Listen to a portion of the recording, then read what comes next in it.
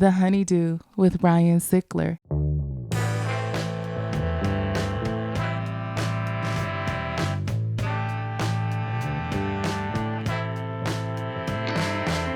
Welcome back to the Honeydew, y'all. We're over here doing it in the Night Pants Studios. I'm Ryan Sickler, ryansickler.com, Ryan Sickler on all your social media. I want to say thank you guys for supporting the special.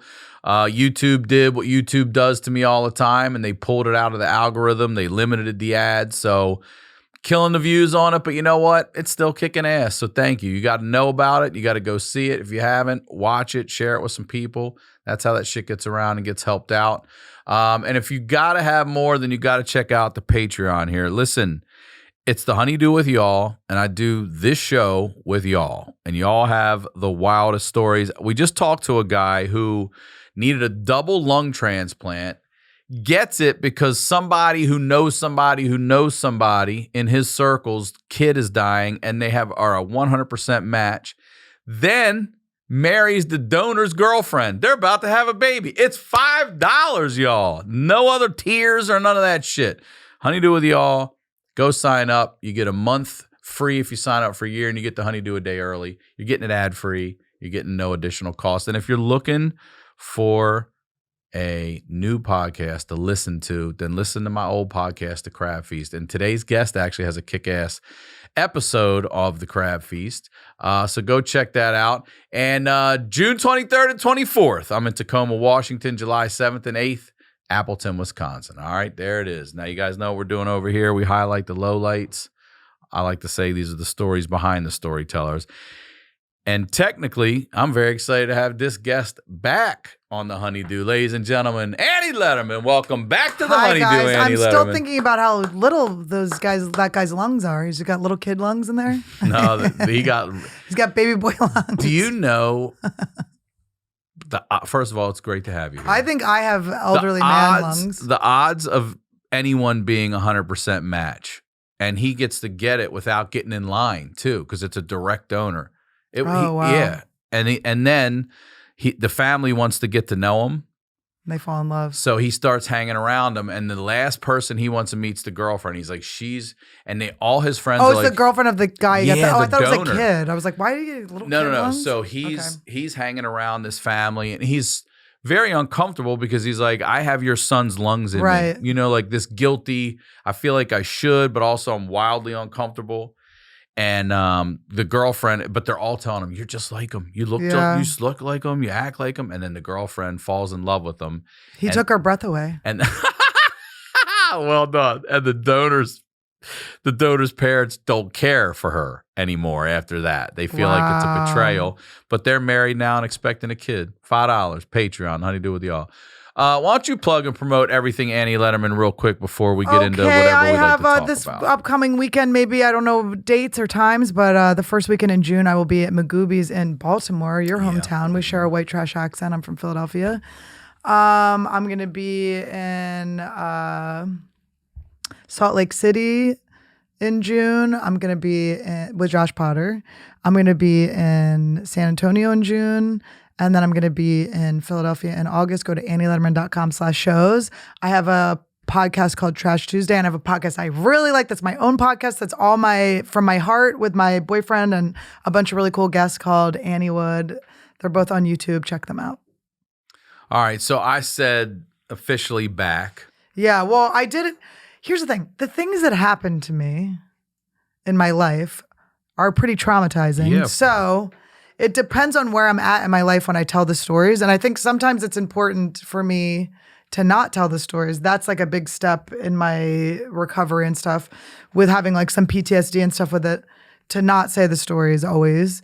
And when I did do this podcast last time, I just was in kind of a little bit of a triggered state. And I didn't want to it's just a lot of times when I tell this story, people kind of go like, well, what about your parents? Where were your parents? All this stuff. I'm really good with my parents. I have full love and forgiveness and a really good relationship with them. So that was kind of what I was feeling. I was like, I don't want to put my parents through this again. You know, their friends listen to things I do. They meet people. They find out I'm a comedian.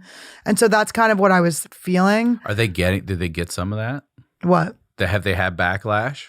it's not like, I don't think they get like personal backlash. It's more just like probably just my own. Like there's no neighbors taking out the trash. Like, where the fuck were you in high school?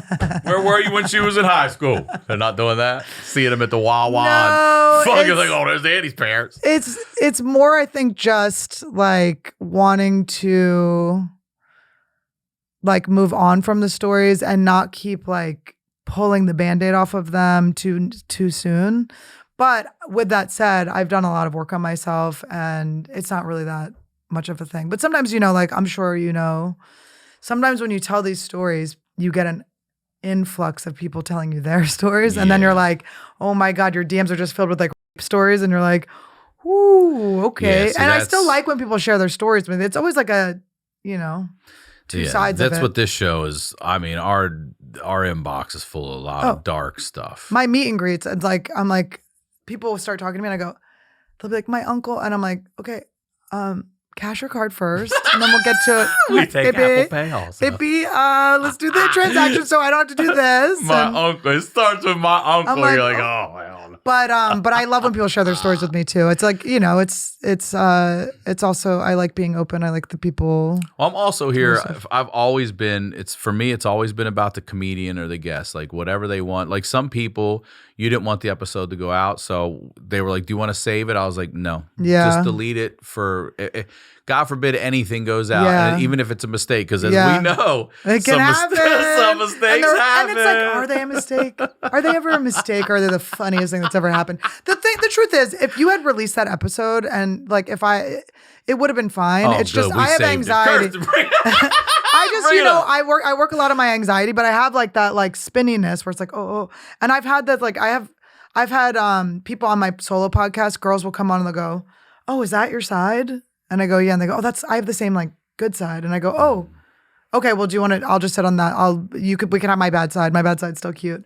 But I'm like, well, we can switch sides or whatever. And they go, oh no, it's fine. And I'm like, okay. And then come the clip, they're like, take it down. I don't want to post it. That happens to me multiple times. It's like, and I understand that. I don't get mad at people because it's like, I understand you thinking you're good in the moment. And then there's just something that like triggers you on that day where you're like, you feel. Todd Glass used to call it podcast hangover. Yes. You wake up the next day like, what did I say? What did I do? Let me get that out of there. Yeah. And I think like, it's okay. I haven't done anything. I'm never going to tell a story that's going to incriminate me. Like I'm good on my end. I feel good about myself and stuff. But I think that I've done a lot of work. And just with like PTSD, it's like, well, talk to us about that. You don't have to be specific about it, but PTSD, like what sort of work are you doing? Are you in therapy? I do ketamine treatment, sponsored on Anniewood. What's up? Mind Bloom right here on the HoneyDew Can you fucking believe it? I did it. Did you do it? Oh yeah, it's amazing. Listen, I'm so anti all that stuff. So and I was like, good. you know what? I did the 6 sessions. It's amazing. It was amazing. It's amazing. It was like a literal like.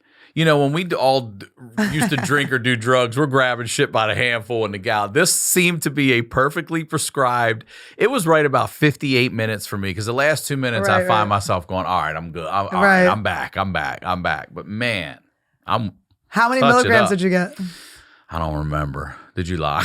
So you get the most? I didn't think about that. I'm trying to get the most I could get. Are you kidding me? I'm like, no, what? 15-year-old raver me? 15-year-old raver me is like, are you serious? I'm sponsored? This is like the craziest. I'm like, Annie ketamine? Like literally my ad person's like, my ad person's like, what do you, she's like, what are your interests? Like, so I can get you ads you like. I'm like hair extensions and ketamine. I'm like still waiting on the hair extensions. But it's like, it really is amazing.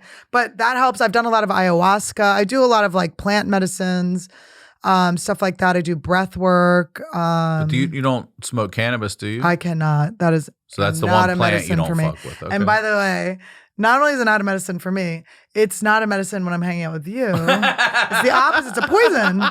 I would wake up, I would be like, first of all, no voice, like our job is to talk, and I will be looking at camera. And if you have a problem with that, I want you to visit why you have a problem with that. Why don't you want to be included in the conversation? I'm sorry I include the audience, okay? So I will be looking at you guys because you're here with us, okay? So just be a part of the team and grow up. Anyway, so I will wake up. This is my voice. This is my job. This is my instrument. After hanging out with you at the Comedy Store, can't talk, can't breathe. I'm like, I could have may as well have woken up in the Sahara, reaching like the only water's a mirage. Like I'm just like, just cake, chalky throat. Chalky. Can't think. Head in a cloud, just so fucked up. That's you. You do that. I think it's the plant that does It's that. you. Is it me? I think it's the amount that's being rolled and passed. And we do have good conversations, so then I don't want to leave. Always. You were gossiping the other night. I heard about it secondhand from my You boyfriend. came back. I was like, what did I miss? This is fucking bullshit. And then you didn't respond to my voice memo, and then I saw you and I go, well, when are we going to talk about this? And here we are. We can't talk about that. But we can't talk about that. I know I have certain people that I'm like, I can't even have you on my podcast because we would just bleep the entire thing. But yeah, I do that. Just a lot of stuff. And I've been really working on my anxiety. And I watch all day. I watch like Joe Dispenza videos. I watch Esther Hicks videos. I watch like anything about subconscious reprogramming, anything about moving your thoughts to positive thinking. I do a lot of work. In the morning, I wake up and if I have negative spinning thoughts, I try to zap them out of the way right away. Gratitude. I will just do anything to fight for my freedom and my happiness and my peace. Yeah. Because I'm just not interested in fighting all the time. I think that I had all these things happen when I was little and I took them on as like a part of me. That's what I wanted to ask you specifically. Is this a sort of, and again, we're not going to get specific. We can get specific. It's fine. A stacking of things, or sometimes it's just one incident for people. So this was a series of incidents that occurred over childhood. I had like when you go to do your work on. What are you working on?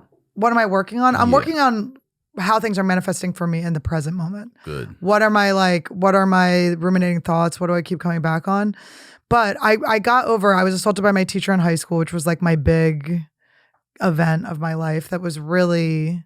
And how old were you? I was 15. Okay. And my teacher was like this white dreaded guy.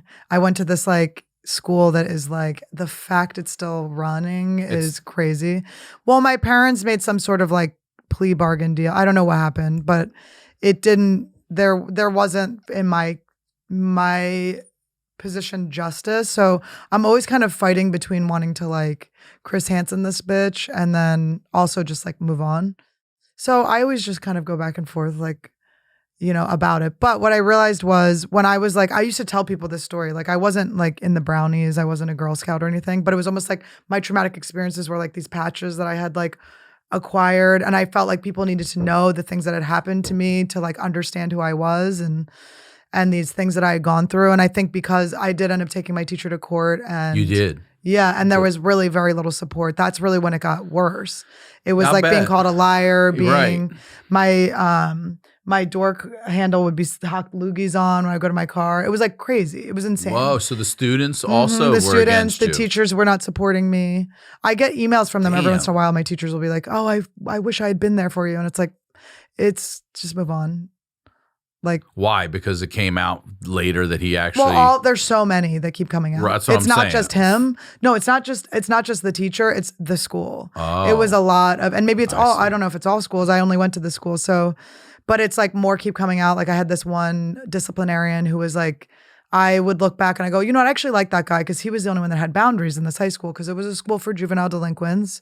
And I think that's where you went. Mm-hmm. And I think that kids that are like on the fringe or looked at as like not trustworthy are the ones that are the biggest targets because they're like, no one's going to believe these kids, And So I think, do you mind pausing for Sure. a second? Why are we in a juvenile delinquent school? Can we just jump back a little bit? all right, this is where my parents come in. All right, then we don't have to talk about that. They just sent me to it. It's so weird. I wasn't kicked out of the school. Not because you stole a car No, or none of that? I didn't start really stealing cars until I went to the school. Until I was surrounded by young criminals. But the school had a good art program. Exactly. The school had a good art program and or they thought it did. Turns out the art teacher likes to Jackson Pollock the back of the students' knees with only white paint. But you have to laugh. If you don't laugh, it's weird.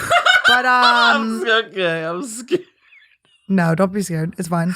But yeah, It was like a weird school. It was an alternative school. So a lot of kids were kicked out, or was kids with like learning disabilities. And I was like starting to like smoke cigarettes and stuff, but I wasn't like really that bad. Okay. So you're not getting arrested and no, shit like I wasn't. that. Yeah. I was like sneaking out. Like I was doing some stuff. I mean, I did that. But I think keeping me around well-behaved kids would have been the right move rather than like sending me to worse behaved people that are fucking lit their schools on fire and shit. Mm-hmm. There are people that had just done crazy things.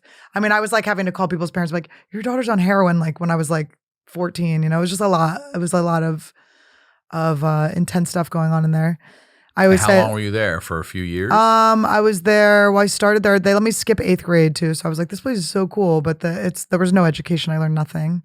It was more of like warehousing us. There were pillows instead of chairs. Is that fun? Just pillows on the ground. No chairs. Pillows on the ground. I mean, some of the rooms had chairs, but a lot of the rooms just had pillows and you would lay on them. We had a class called movie class. Nah. Yeah. And guess what we did in that? Just watch movies. After lunch, you come home smoking opium at lunch, come back to school. We were smoking opium. Where did we get opium? I know where you got it because we had it. I don't know what we Everybody would get it at at the Grateful Dead shows. They would all go to the parking lots and buy the opium and then would come back and filter. And I'm like, where the fuck are you getting opium from? We would go to Luzerne Ave in Philly and there was just like streets you could go to and we would get wet. Is that the PCP? I think it's PCP. I don't know. It was just called wet and I just would smoke anything. I think that's weed dipped in PCP. I would do. I think that's what it tasted weird. There was a squeakage. There was a squeaky vibe. Yeah, you had open drug markets and open air drug markets. So we were just doing whatever, and but the school. And you would go back to school like that? They didn't care. But I mean, you could actually function. There was a enough. day. There was a day. There was a guy named what should I call him? I'll just call him Luke. He's actually. I want to say who he is because it's like so funny what he got successful in. Oh. So our school had a glassblowing studio and he was very talented at glassblowing and he made bongs and now he's like one of the biggest bong. Oh, is that one right? of the only bong companies. He's like world-class bong He's blower. Like top bong seller. Crazy, yeah. It's like I'm a comedian. He's a bong seller. Yeah. I have like one friend who's like he's a professor and all this stuff, but it's like, and then the rest of everyone's like in jail, prison, or in jail, dead, or working at like a Verizon kiosk. You know, you're like, oh, yeah, shit. But it's really, I mean, it was an interesting thing, and it was weird being a juvenile delinquent too, because I was like, who do I look up to? Like mobster? Like who am I looking up to? People that die and shoot people. Like it was weird. You don't have any heroes really when you're a juvenile delinquent. Who am I looking up to? People that get like visited in prison. But you go home at night, right? It's not a. Oh yeah, no, I go home at night. But anyway, so this guy that became a bong lord, a bong king, he and this guy Brian picked me up for school one day because they lived in my neighborhood, and they picked me up and we go to this place. We used to go to this place, Rex Avenue, near the school. It was a dead end. And then it was just like open, like Philadelphia, Pennsylvania Park, like beautiful, like woods and stuff. But we would drive down to a dead end to smoke weed. It's like, that's what we're dealing with the brain cells of us juvenile delinquent ding dong kids into a place where we could just be boxed in at any time. Shot from the windows. A siren just went off when I said that. That's really how ridiculous did. was a siren. Really the universe was like, yes, that was bad. So we go down to Rex Avenue on this dead end and they like hotbox the car and I just am higher than I've ever been.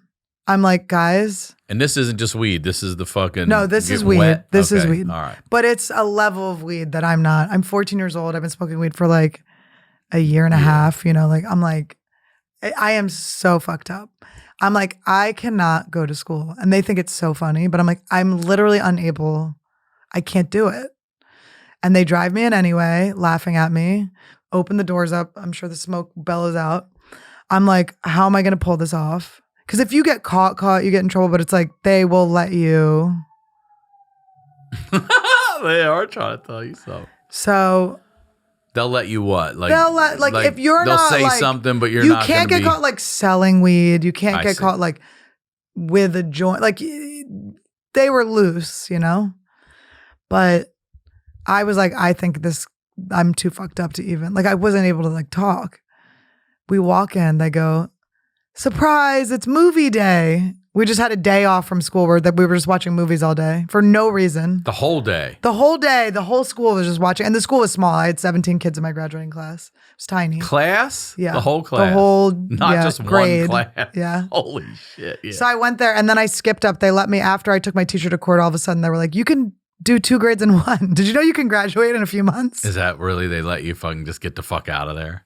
Did they? But there was a disciplinarian. So, okay, go ahead. There was a disciplinarian who was like our math teacher, our science teacher, one of those things.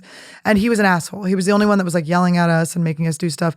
And as I grew older, I started to look at him and go, you know what? I actually really liked that guy. This is the guy you said You had know, boundaries. he really like had boundaries.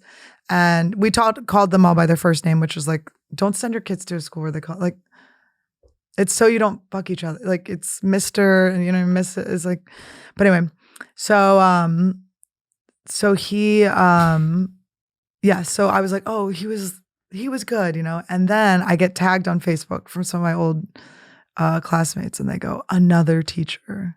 And it's an article about how they caught him with kiddie porn. Kiddie porn. So the reason he wasn't trying to fuck us, we were too old. We were too old. And I appreciate him. He actually was the best teacher at the school. Because he at least wasn't. Isn't that fucking insane? Isn't that great? Isn't that amazing? So then, okay, we had so there a was shop him. teacher who got caught with it. He turned all the girls, Annie forever, the girls in my grade, 7th grade, they would all say, Ryan, he looks down our shirts. He stands over us and looks down our shirt, our boobs. And we're 7th grade boys like, nah. You don't even have boobs. Yeah. But every year. And then he's like, the smaller, the better. Like the little smaller sisters of like, if you and I went to high school together and your little sister now has them, they would say it. And they would say, and boom. Motherfucker turns his fucking school given laptop in, forgets to take the kiddie porn off, and boom, he gets busted. After all these fucking years, those girls were 100% right. It's so nasty. It's so weird. Yeah. I know you do get a vibe. You're like, is this weird? I used to have one of my teachers would, she'd be like, you need to wear like less suggestive clothing. It was like backless shirts were in then. Mm-hmm. She's like, the male teachers are like having trouble with it. I'm like, I don't really see how that's my problem. First of all, I'm a minor, and if the male teachers are even openly discussing it with anybody, and why are you coming up to me like I did something, bitch? Like, go fuck yourself. My husband's fucking someone that wears shirts like you. It's exactly. It's like so nasty. But so anyway, so I find out about the kiddie porn. Then this other guy hits me up, this classmate, and he goes, "Oh, I found out that the teacher when the teacher had assaulted me, there were 2 art teachers, the one that assaulted me, and then this other one who I had always really liked. He had always been like someone I could go to. So when this happened, when my teacher jerked off on me, I went to the other art teacher and I told him, and he had been his student. Oh, he had been a student of the teacher. He had been his teacher. student and then became this teacher. And I told him, and he said, well, I'm torn because part of me feels like a father and I want to go like kick his ass. And the other part of me wasn't there. So I don't know what happened. Jesus. And I'm like, okay. So then he makes me go to my was anyone there for you? Was there my guy friends were kind of like wanted to kick his ass. Was there a female teacher? Anyone? Not really. No. I went to my female teacher and she just was like, because what happened was, so the teacher that assaulted me and his wife were like these like white people with dreads. Too? Yeah. And she was my English teacher. So they would get us over. They groomed us. They'd be like, come over. She was like tutoring me. They'd get us alcohol and weed. They would get us like Parrots Bay, like coconut rum, like kid drink shit.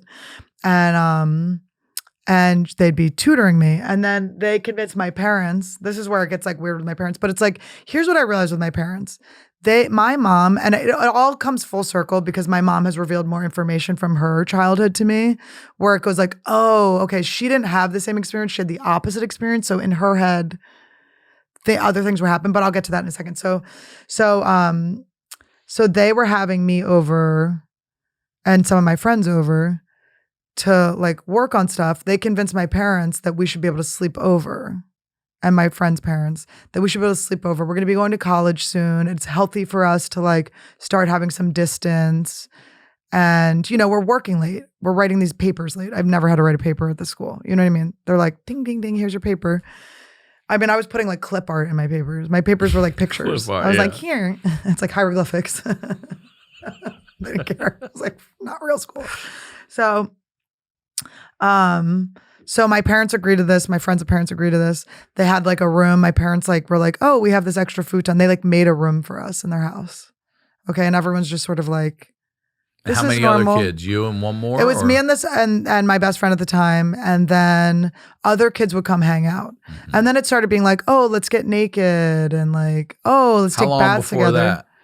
I honestly don't know how long I was there for. I think it was like a couple Like months. your senior year? Oh, just a couple Well, months. I was 15 turning 16, Okay. or maybe I just turned 16. It was like, I graduated when I was 16 from there. So it was like that year. So you're a kid Yeah. and they're getting naked with you. Yeah. And then he's he's my the art only teacher. naked dude because he's got a wife and No, it's two well, there's girls. other boys there that are naked. And then, And are they also from your school? yeah. They are. And so then it's like, yeah, it's like hard to remember because I haven't told this in a while. I don't feel traumatized telling this though. We'll see tomorrow. No, you don't have to edit it. I promise. You said baths. You baths and stuff. And so I So was there's like, any way to get you naked after a little while. right. And just like weird and like, oh, wouldn't it be funny if we were all naked? And then, so then his wife went out of town for something. And my friend like wasn't allowed to come over for some reason. So it was just me and him one night. And I woke up and he was watching me sleep. And I was Just, like, like, ew, sitting over creepy. you? I was like, ew, creepy. Even though like all this stuff was like, but you're like in it. So you're like, is this weird? You're like, even though obviously it seems weird now, it was like, you're just like a kid. Like, is this what people do? I don't know. It was very weird. I didn't like want to be naked. I wasn't like a comfortable kid like that. I wasn't like a naked kid, you know? Oh, he's watching you sleep naked. Well, I wasn't naked, I don't think, Oh. when I was sleeping, but I mean, we were all naked. It was weird. So anyway, so then I wake up to him watching me sleep and I was like, so weird. Ew, get out of here. So then he leaves. And then in the morning, his wife calls, I pick up. I'm like, yeah, he was watching me sleep. It's so weird. Like just like outing it, like that, what a weird thing. And then she's like, can I talk to him for a second? So then they have a talk about whatever.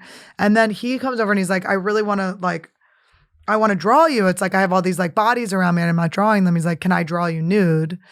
And I remember thinking like, oh, my friend would do it. You know, I was like, I really was not wanting to do it, you know, but I left my socks on. And I remember thinking like, that was my bartering. I was like, okay, well then that'll be like, I'm not really naked or whatever. Is he doing this at the school or? This is at his house. And then I have to go to work. I worked at Color Me Mine, like the pottery painting place. Yeah, I remember Color Me Mine. So I had to go to work there soon. I had like my little khakis or whatever my uniform was. And and he was like, let me draw you nude. And I just like peer pressured myself. You know, I was like, okay. I was like, he wouldn't do it. It's like, would be too crazy. So then I'm like laying on my stomach and he's like, it's better if I'm naked too. He gets naked, sits on the back of my legs and jerks off on me. No. And I'm like completely like in shock, can't talk, like frozen, can't believe it's happening. I get up, I go to the bathroom. I don't even wipe his jizz off. I just pull my pants on. I'm so freaked out. Like I just pull my pants on, I go to work. And then I'm talking You said nothing? You just silently got up and left? Yep. And he then, said nothing? I don't think so. I don't think he said anything. I mean, who knows? He might have just been like, have a good day at work. I mean, it was a long time ago. So, but anyway, so then I go to Color Me Mine and my manager, I'm like, a weird thing happened. And I told him and he was like, oh, that guy's a child molester. And I was like, yeah, it doesn't feel like good what happened. So then I call my best friend and I tell her and she's like, oh, he's done stuff like that to me before. Don't worry about it. He's just getting cheeky with you. And I'm like, that's not, jizzing on your cheek does not mean cheeky. Yeah, I remember going like, I think I have a better idea of the English language than you. Jizzy. But yeah, so then I was like, okay. And she was like, don't worry about it. And so then I was kind of like, she's out. Like in my head, I'm like, this no longer is my friend. I'm not dealing with this bitch anymore. Because I was like realizing like in the moment in real time, like how bad what just happened was and how bad all of the stuff leading up to it had been. But I was like manipulating. I was just like a kid. It's weird. It's your authority figures. It's like all this stuff. So then I'm like, okay. So then I start kind of like gathering my evidence. Like I start hitting up other girls that have been around, people I've seen him with. I'm like, all right. So I find 5 girls he's done stuff to, and 1 will testify with me. And the one that will testify with me is like a liar. She's not lying. I was there. I know she's not lying about that, but she's a liar, you know? So I'm like, fuck, all right, well, whatever. So, I mean, I shouldn't even call her a liar, but she was a cutter. She was a lot of things, you know? And so, Precious Angel, I'm sure doing great now. I'm sorry if you're listening, but, it was just like, kind of like, ooh, you know, but there was a girl who had turned 18 while she was there. He was dating her.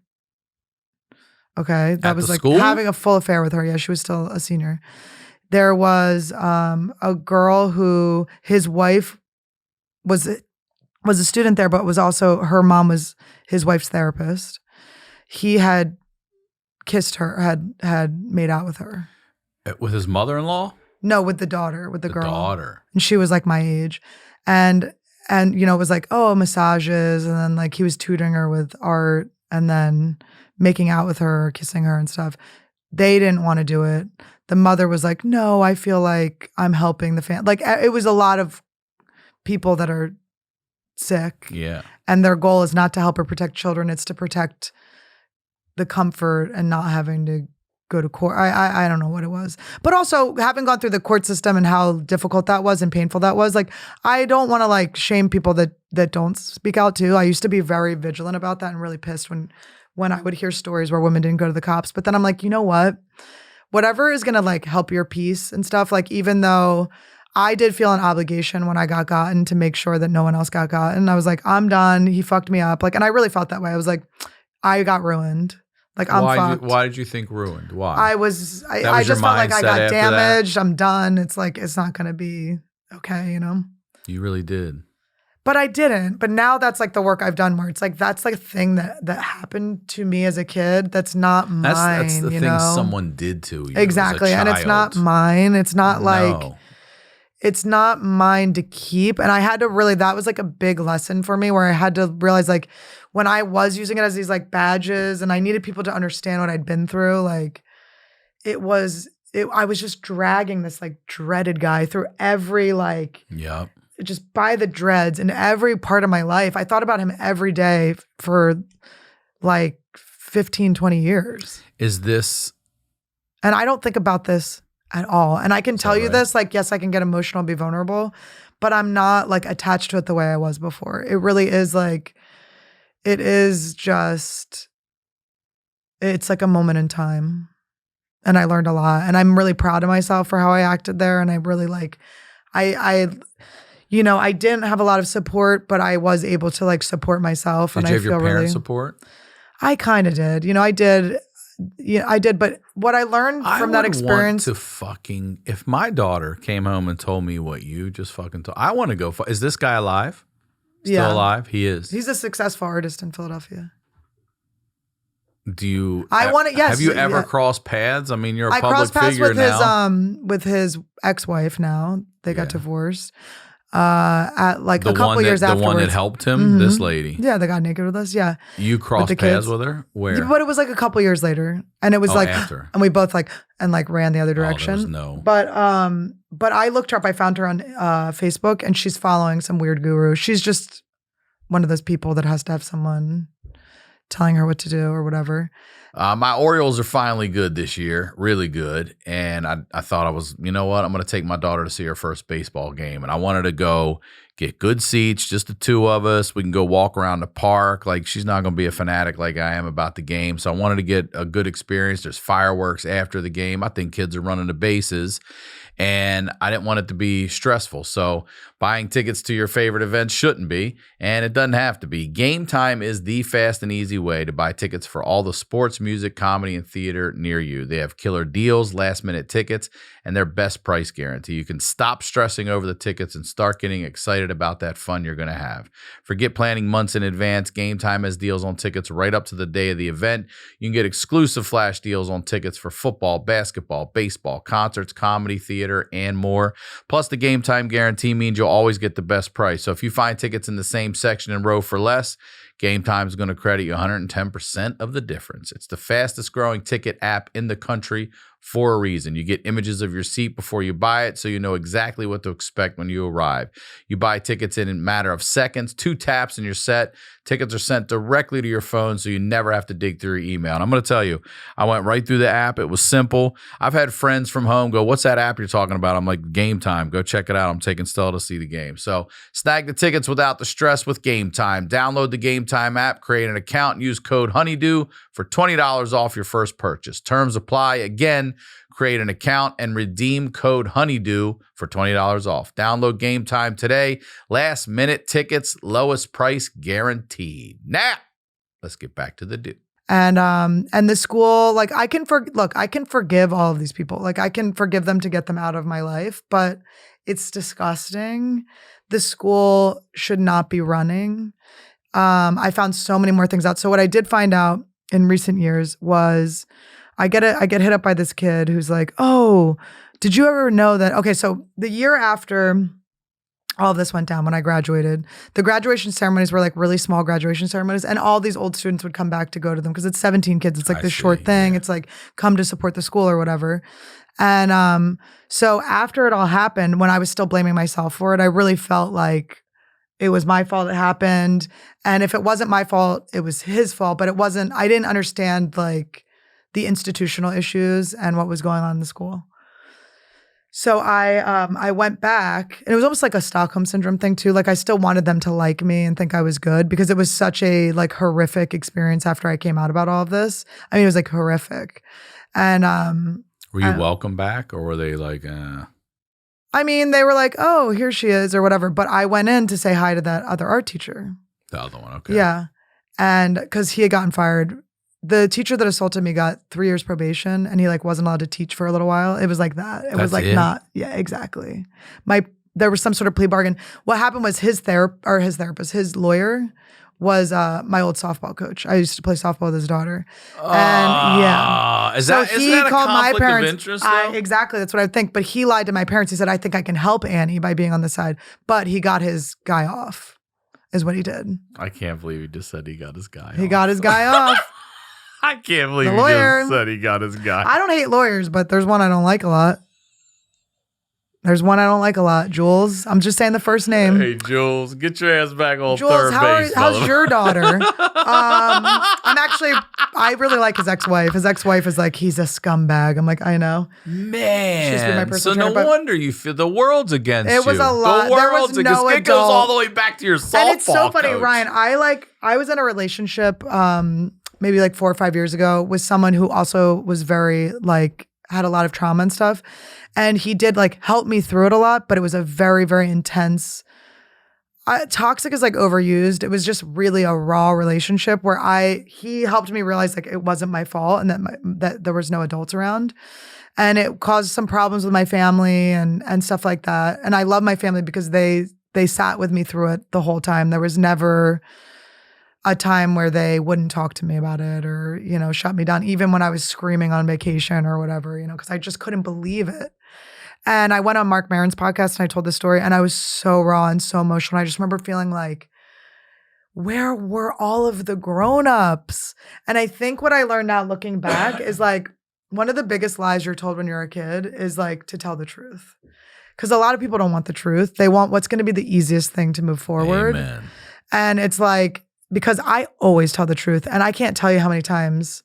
I mean, I have people now in this business that won't speak to me over things that are like, that I am like, I literally just said a thing about my own life. And it's like that, if that's a thing, it just goes like, oh, you're not like who I thought you were. Like you aren't someone that likes the truth. You aren't someone. And it's also like, I don't know. It's just like, it's a lot of things are sticky, I think, in this business too. It's like, but I don't know. I just always like to just be expressed and say well, you're things. also in a happy relationship now. So let me ask you this, like just moving through life, meeting men in position of power or dating or intimately, like how has all of that, like what filter do you look through for things like that? Like do you feel like you have a sixth sense for like that person's not a good person or that, you know what I mean? No. Or do you feel like you over correct and maybe? I think like this. I think when something, I have a radar now, when something happens, I'm not okay with it, but I don't, the way I handle things is usually I humiliate them for a little while. Yeah. And I make sure I get what I need. Like I make sure I'm not going to, yeah, I've done some humiliation. Like where people, I don't mean for kink. I mean, has anyone ever come up to you in an appropriate way where you've done that? Like just, let's put just them on say blast. If some of these things that happen to me that come out about comics or people, like they would be bound to me for life. Like they would be basically working for me. If I'm in a room and someone jerks off and won't let me leave, they're bound. You're my servant. You're gonna get me a special. You're gonna get me a TV show. Yeah. I had a guy. I was working on a show, and it's such an awesome job. It was so cool, and I was consulting, so I would come in just like here and there, and so it was always I always wanted to be asked back, and the producer tried to make out with me. Not once, which listen, I'll give you one time, like power, whatever. Like we're funny, we're in a room together. I'm not going to be mad at someone for having a crush on me. This is a flirty business. Jokes are in another job might seem like flirting. Do you know what I mean? Like there can be mixed signals and stuff. So you can shoot your shot once. If I say no, and when I say no, I do this. I'm very like. And you lean back in, now we have a problem. So I had one guy do that to me and twice. And when am I coming back in the room? Like it's just immediate. Like I'm not leaving. I'm not gonna leave this situation so you can feel more comfortable. I'm gonna sit here after I rejected you twice. I'm gonna stay till the end of the party and I'm gonna get confirmation from you when I'm back in the room. Cause you're not gonna do something to me and then affect my career. That's not gonna happen. I'm not gonna allow that. So then I also have had situations where I've had those smoke sessions you talk about out back at the Comedy Store. You've just simply said, Ryan, I could ruin them all. I could. And it's like, that's the thing. It's like when I get accused of being one of those women, I'm like, if I was coming out with things like you guys would be in jail, like I don't know what to say. It's not like, and not that I'm like, oh, I have all these like secrets and I'm keeping them or whatever. But it's like, I think that like, there's just no way I'm allowing what you do to me to affect my freedom in my business. So I also had a deal with a network. I did a showcase for this network and they were like, we want to do this like basically develop a sitcom with me. Mm-hmm. So the guy who's running it is this married guy. I just, in my head, when I first moved to Hollywood, I thought the casting couch, all that stuff, I thought it was completely made up. In my head, I was like, oh, that's like a funny tale that people tell. I thought married men love their wives. I thought married men are safe. Like it just didn't even fucking occur to me. It was just like complete naivety. And so I had a situation where the guy was like, I'm running late to this meeting. Why don't we just meet up later at the Soho House? And I was like, oh, cool, the Soho House? That's awesome. I'm like new to Hollywood. I'm like, that's so fun, go to this like membership place. So we go and he starts going, you know what I really like about your comedy is how openly like promiscuous you are. And I was like, that's not what my comedy is. I was like, that's not at all what my comedy is. I was like, I'm not. That's not at all what my stand-up is about or whatever. And he starts touching my knee and I just start to be like, what is happening here? Right? So I go, let me see a picture of your wife. Show me your kids. He's like, show me his kids. I'm thinking it's like, okay, you see it. He's like, let me give you a tour. He like pulls me in. He's giving me a tour of like the billiards room. He like goes to pull me in. He goes, oh, you have such a nice ass or something. And I go, I'm funny. I work really hard. I'm very confident in myself. Absolutely not. And then we like go down, we leave. And he's like, I hope you don't tell anyone about this. He said that? Yeah.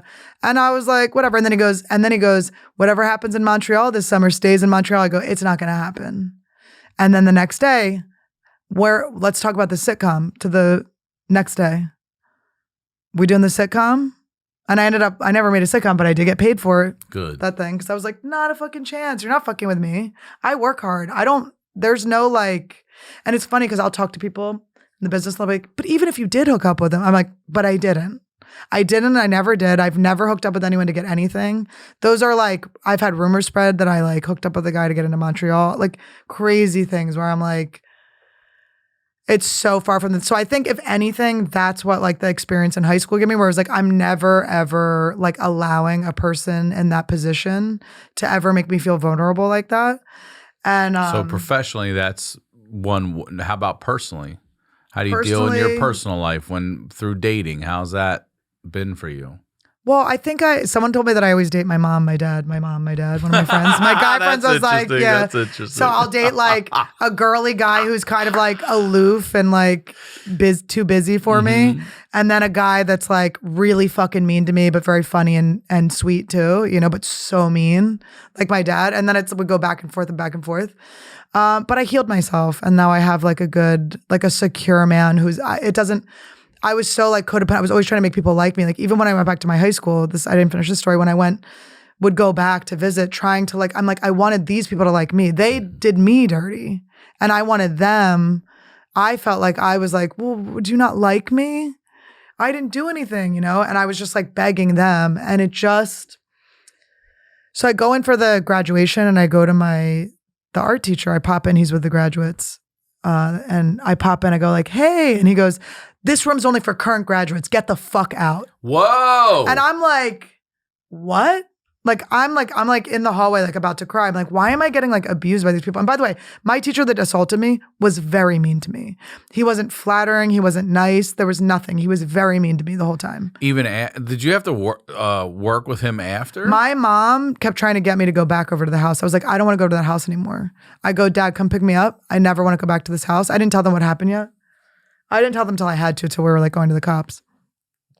But, and then my best friend, that girl, ended up telling the cops I was lying and that I was a pathological liar. And I am autistically honest. I have always told the truth. I do not lie. I am like Asperger's honest. I went to occupational therapy, Ryan. I'm on the spectrum. I tell the truth. Yeah. I do not lie. I'm not comfortable lying. It's like, so that used to be a really big trigger when people would call me lying. And it's still kind of like, it affects me a little bit still when people don't believe me, but well, it should. I mean, you had an army against you. Right. You had the school against you. You had the students against you. Right. You had your parents unsure. Right. You had the wife against you. But you know what? The part I had to fix was that I was against me. That's the only one that matters. There's no other relationship that matters in this world other than your relationship with yourself. Yeah. And so I had to do so much work on self-love. And like literally I would do like the gayest shit. Sorry, I'm saying gay, but it's just the right word. I would have to do the gayest shit, like where I like look in the mirror for like, I would do anything. I'd be like, I love myself. I love myself. I love you. I love you. I love you. And you have to like lie to yourself until you believe it. And now I catch myself with any negative thoughts. Like I do not go there anymore.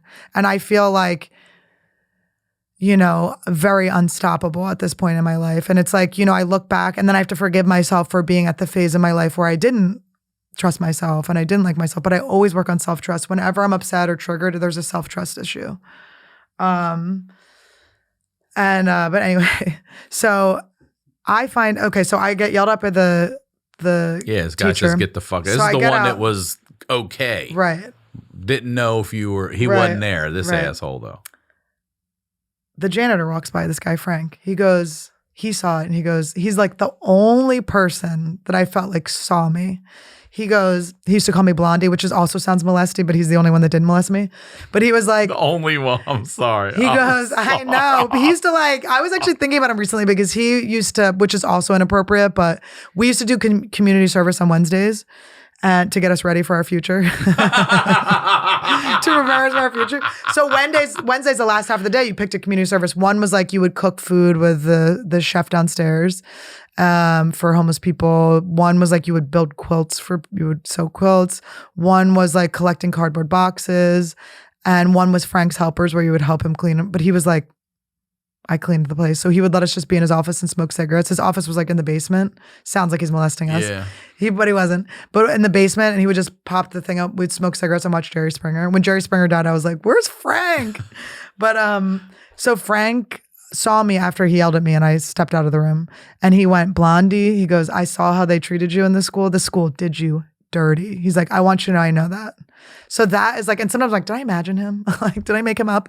But so that was really the only person that kind of was like, even though my parents were like on my side. I hear you though. My parents up until 4 years ago, this was someone that were was in donating money to the school. No. Yeah. Because they don't want to admit, for them to admit, they sent me there. They tried to get me to go back to that guy's house. I understand this. This is them not like, for them to fully, do you know how painful that would be for them? So it's like they had to kind of keep this distance and stuff. And I think it would be different knowing what they know now, obviously. But what I did learn from my mom, and I have more to get back to about that relationship between the teacher who yelled at me and the other one. My mom went to a boarding school, an all-girls boarding school.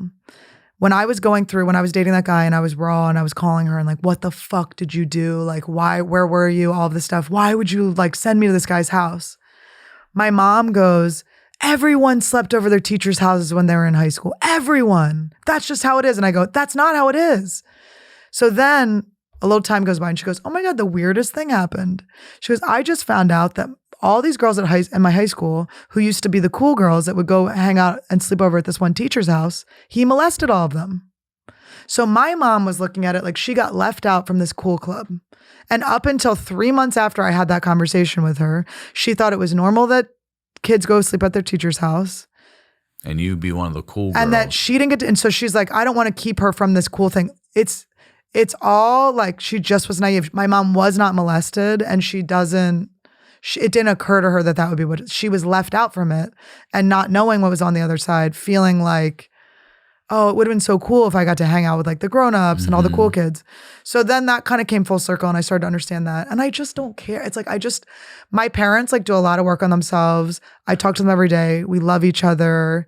My mom and I meditate together. It's like, it's over. That's all over. And so, and it's just, to me, it's like, my parents are old. It's like, I don't know. I'll miss them so much when they're gone. It's like, I don't want any of my time with them to be like harboring, So I just like, and that's kind of, I think, why I didn't want to post this before, because it was just like, I wasn't as like secure in that relationship with them quite yet. And I don't want to like, I can like drag them through the mud for the rest of their lives if I want, but why would I do that? I love them. And that's really the only thing that's I'll take with me from this earth when I die is the love I have for everyone. So, and that's what I learned from ayahuasca. Check it out. And this is like not trauma too. This is like, Are you an only child? No, I have a twin brother and an older brother. That's right. You have a twin. Yeah, we're twins. Yeah. Oh, you're a twin too? Yeah, I'm a fraternal twin. Oh, fun. With a boy. Yeah. Weird. Different. You said you had more to say about the two teachers. So I find out, okay, so this is what I found out from the school. So at this point, there's just one bad teacher and a bunch of teachers and an asshole teacher. Right, an asshole teacher and people that are like not wanting to deal with me and like, ooh, she's causing a problem for us, right? Yeah. And it doesn't make sense. I'm like, why are they not just on my side? Through them. But I'm like, why are they not like on my side? Why were there no teachers coming to court with me? Like, why were there no, and I got a text from one of the old teachers when I was living in Brooklyn, like 2015, 2016, that was like, hey, Annie, it's so-and-so from the so-and-so school. And me and a bunch of the teachers and some of the students are coming to have like a little impromptu reunion in Brooklyn. I don't know how they got my number. My mom probably fucking gave it to them. They're like, we'd love to see you there. And I go, hey, where were you when I was in court? When I was assaulted by one of your colleagues, no one was with me. No one came to me. So with all due respect, I will be missing this get together. And then 24 hours later, after lawyers had been contacted, I'm sure, a very professional thing was sent back that was like, oh, the school is different now. I was new there that year. I didn't feel comfortable stepping in, like just all this bullshit. Like I know myself as an adult, like that would never fly. You're not doing shit to anyone ever in front of me. That's not going to happen, But anyway, so it's just a bunch of stuff like that. But, I had to like over time really like learn that this was not my fault. This was a thing that did to me. And then on top of that, I had to learn that it's not a part of me. It's just a thing that went through me and happened to me. So anyway, I get a DM from one of my old classmates, and he goes, "Oh, you're not going to believe what happened. This teacher, the older art teacher, he goes, the year after you left, after you graduated, he found out one of the teachers was having an affair with one of the students, and he went and he punched him, and then that guy ran off and never came back again." And I'm like, why are you telling me like this is a good story? So there was another teacher fucking a student in a class in a school with each grade has 17 kids in it. Okay, so everyone's fucking everyone basically. Yeah. And I'm going, and then by the way, he punched him. He didn't call the cops, get him arrested, have any legal repercussions. He just got to run off to another school to go do it again. Yeah. There's no newspaper article. Like, where was my newspaper article? Like, they fucking manipulated my parents into not doing that. That What fucking year lawyer was stuff. this? It was like 1995 or 1996. So there's no internet or anything like that to blast them. It's just starting Right. at that time.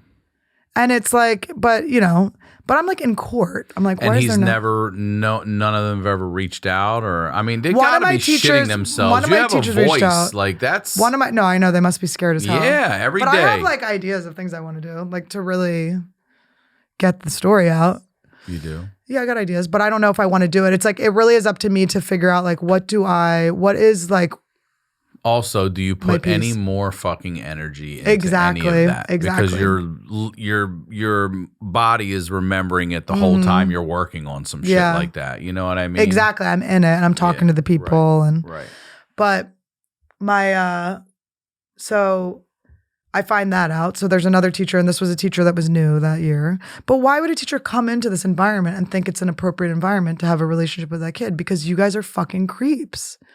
Knowing there was a scandal the year before, and it's still okay because was there a scandal? If the kid gets jerked off on in the woods and no one's in there to hear it, did the kid get jerked off on in the woods? There's no fucking newspaper article about it. Did she get jerked off in the woods? So anyway, so they fucking, okay, so then, I mean, this story just goes crazy. So then I find out, I get a DM from one of the old teachers. Who was God, it? it just Who keeps sent this? going. Yes, one of doesn't the old it? teachers. That's One what of I the old feel bad teachers, for and you I for. like this fucking teacher. I'll tell you this. Mhm. This teacher, he was my math teacher, a different math teacher. He goes, hey, he comes out of nowhere. He goes, hey, I listened to your Mark Maron. He goes, I'm disgusted. He's like, I didn't know exactly. I knew shady shit was going on. He's like, I'm so sorry. I didn't find out exactly what was happening. He goes, I would have gone to court with you. I would have fought for you. He goes, those people are scumbags. And he's like, and I want to let you know that when the teacher that assaulted you was a student, he was having an affair with the other art teacher. A gay affair. No. He was a molester. He was a molester. Didn't see He was a that molester. coming. He was a molester. They were a molester. Holy. That guy was a molester. That guy was a molester. That girl's a bitch. Fuck white people with dreads. I'm so sorry. Fuck you guys. Fuck white people with dreads. Or don't fuck them. I'm sorry. I don't mean to discriminate against you, but are you fucking kidding me? So then, He was having an affair, and now they're everyone's fucking everyone. More. Jesus Okay, Christ. I've got more. So when that guy knocked the teacher out, he was knocking him out like, you're going to out all of us. By the way, after the Mark Maron thing. I see. What are you doing, dumb motherfucker? We're all going to get Right. in trouble. After the Mark Maron thing, the school used to be, it used to be a Montessori school before it became the school that I went to. Oh, you just say a molest-story school? No. That's when they're like, no books, just vaginas. Just that we read the vaginas of the students. We just read them like, We do a dog ear while we slip our cocks in there. But anyway, so. Yes, this continues, which is wild to me. Okay, It still continues. It's like never the ending. teacher punches the guy because you're going to get us in trouble. I get a DM after my Mark Maron from a woman who went to the Montessori school in the 70s. She goes, oh, the teachers were doing this to us too. I mean, it's like Decades. And I go, we got to take them down. And she goes, what do you mean? It was a long time ago. And I was like, what do you mean it was a long time ago? Have you seen the Keepers, lady? Let's fucking go. Come on, bitch. So then, Can I just ask you, is it just girls or is it boys? Is it all he was the a boy. students? The teacher was a boy. Right. I think it's all of them because I have another one. Okay. So then I had an enemy in high school. This guy, he was this inner city black kid. Wait, real quick. So the lady from the 70s was like, nah, didn't want people, whatever. And who cares? Bitch, I don't need you. I got bing, bing, bing, bing, bing. I got a stack. Don't worry. So there was a guy in high school who I used to get in fights with. He was an inner city kid. He was getting out of gangs. He started going to the school, and he was like a talented guy. He was a good poet, very like well-spoken, like smart, just like a cool kid. But we fought because I don't have like authority with people. Like I didn't know like where in the streets he was from. I just talked to people the same way or whatever. So I was like flicking boogers at him and stuff. And he's like, I actually kind of respected you because nobody like treated me like that because they like knew what I was, you know, what I could do to them. But they were like holding him back. I was like, what, are you going to hit me? Like bing, bing, bing. Like we were just always getting in fights, me and this guy. We ended up like reuniting later on. And I love him. Okay. This is like my fucking. Has he come to see you do stand up and stuff? Yes, he has seen me do stand up. And our friend who passed away too came, he was one that succeeded to out of our school, but he's a really talented author, and he wrote a book. When we reconnected, he had written a book about the school in a positive light. How this school, he had gone to the school of like a bunch of like Columbine looking white kids, but how it had really helped him like reform his life and turn himself around. And now he's a professor, a rapper. Like he's just so he's amazing. I don't want to say his name because this is like his story, but so he had this positive experience, and I'm like, do you remember what happened with me? And he goes, I don't really like, I vaguely know something happened. And I told him, he was like, I wish I had known that before I wrote this like glowing book about it. It was like a New York Times bestseller. Whoa. The book. Okay.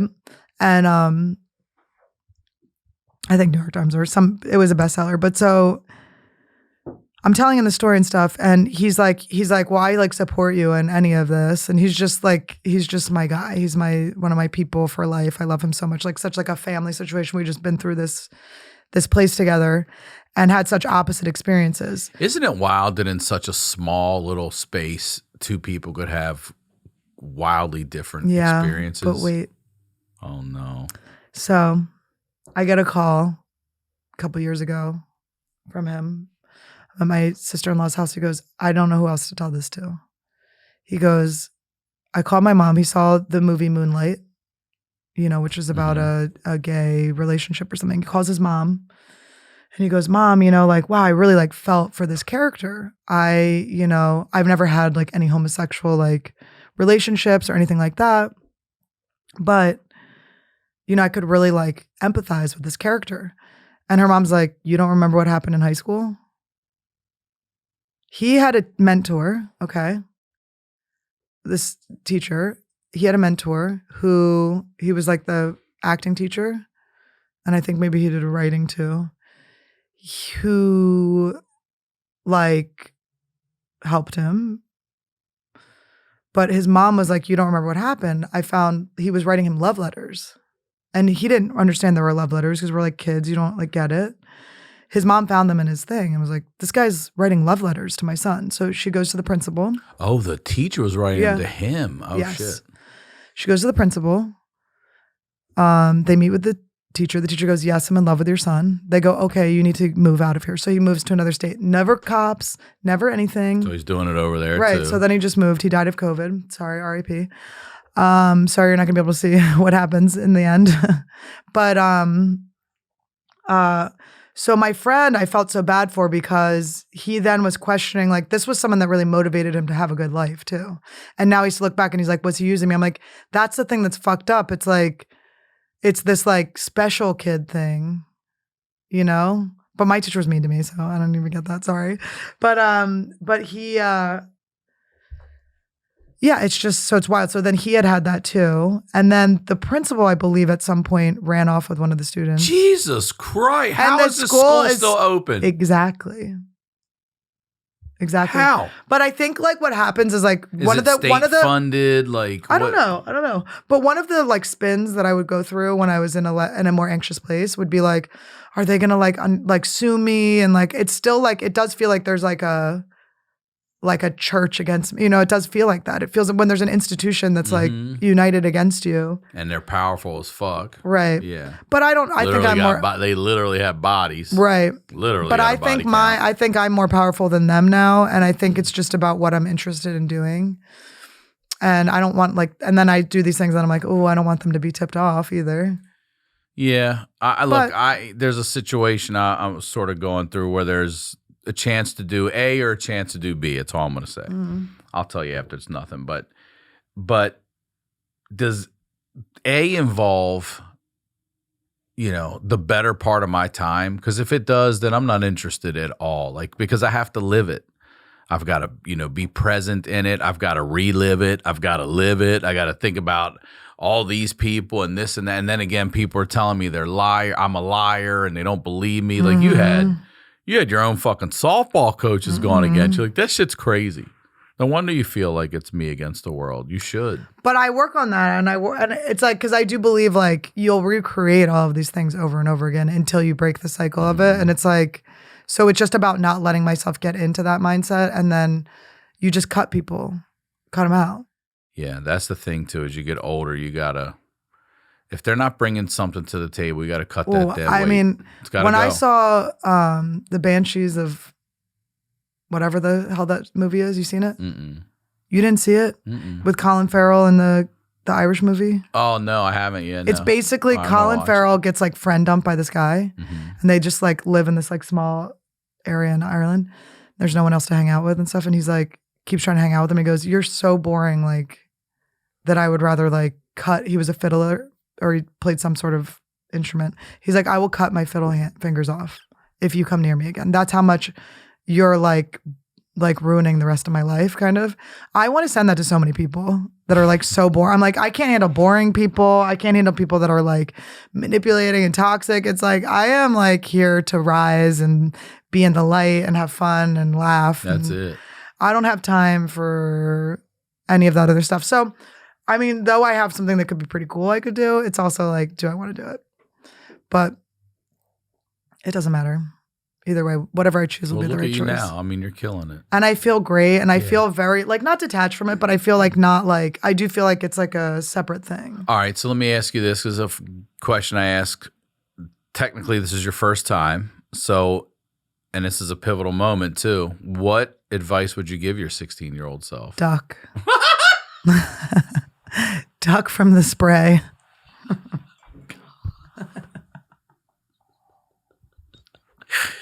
Yeah. Oh man, well, thank you very much for coming on. This has been a great episode. Thanks, man. It'll never air.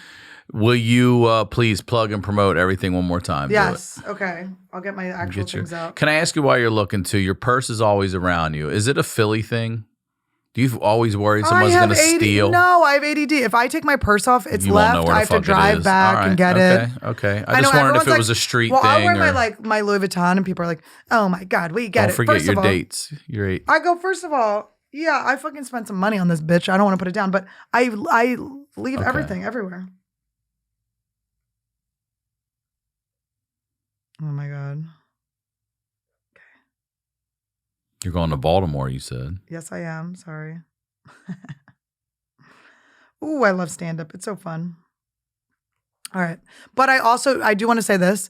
It's really important to not like wallow and like live in the shit. You have to like go through it and everything, but yep. Sit in it, understand it, get up and get the fuck out. I got like a crash course in life really young. And I always say I had to be an adult when I was a kid, so I get to be a kid when I'm an adult.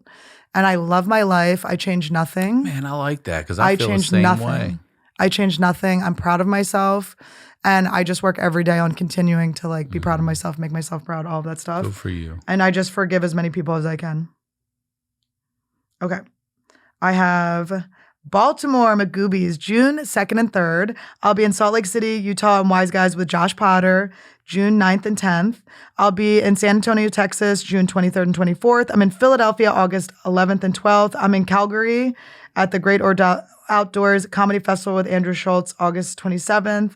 And I'm in Austin, Texas at the Vulcan Gas Company, October 6th and 7th. I also have like San Francisco, San Jose, a bunch of other stuff on the calendar. That's and where do they go get those tickets? You go to AnnieLederman.com/shows. Also, every Tuesday is Trash Tuesday.